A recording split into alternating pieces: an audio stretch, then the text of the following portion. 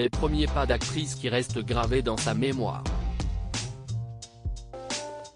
Avant d'endosser le rôle du commandant Léa Solaire dans la série Tandem, diffusée ce mardi 16 mai sur France 3, Astrid Veillon s'est fait connaître du grand public grâce à ses apparitions dans les sites comme Signé Zahe Productions.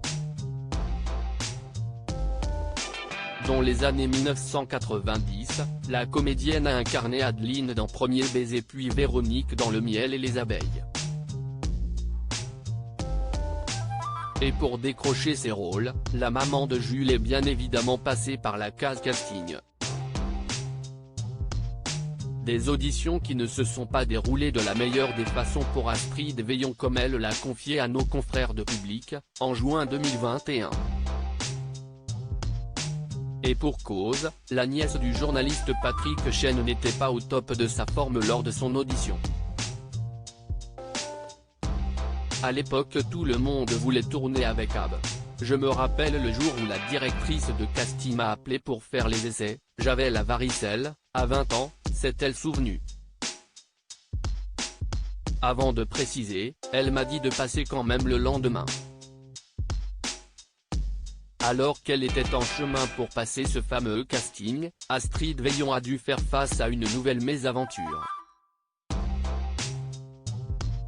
En y allant, je me suis pété une dent de devant en mangeant une cerise, a-t-elle raconté. Avant de souvenir de son visage, donc, j'avais mes boutons de varicelle et la bouche tordue. Cependant, les producteurs ne lui en ont pas tenu rigueur. Ils ont tous ri et m'ont prise, a-t-elle conclu. Bien que chaotique, ce casting a permis à Astrid Veillon de se faire un nom sur le petit écran. Astrid Veillon, ses regrets concernant sa carrière depuis 2014, Astrid Veillon se réjouit de donner la réplique à Stéphane Blancafort dans la série policière Tandem.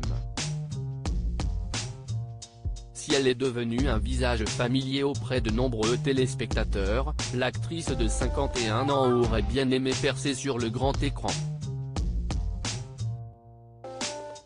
Dans une interview accordée à nos confrères de Télé Loisirs, le 15 mai dernier, la jolie brune a avoué avoir été en colère en se rendant compte que le milieu du 7e n'était pas prêt à lui faire une place.